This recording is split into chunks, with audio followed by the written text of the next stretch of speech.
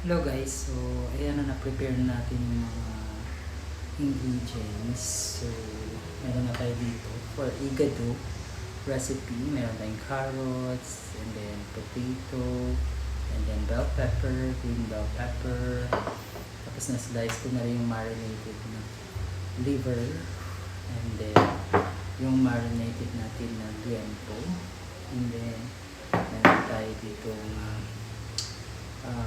green peas. Ayan. So, ito yung ating lulutuin ngayong gabi. And then, i-voice over ko na lang guys yung pagluto.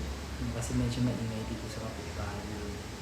And then, yung mga sibuyas, hindi ko pa na-slice. So, later na lang. So, magigisa na tayo. Nag-init na ako ng kawali. Okay, so abangan nyo na lang yung video guys. Thanks for watching. Okay guys, so lalagyan lang natin ng konting oil. So isi-sear lang natin yung ating meat bago natin siya gigisahin. So guys, isi-sear lang natin itong pork bago tayo mag-isa.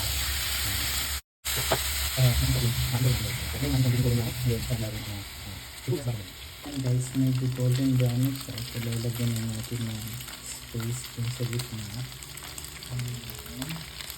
Start na tayo mag-isa. Alam natin yun. So sabay-sabay na natin guys, may garlic yan. Bakit yan? Yan yung ating patatas.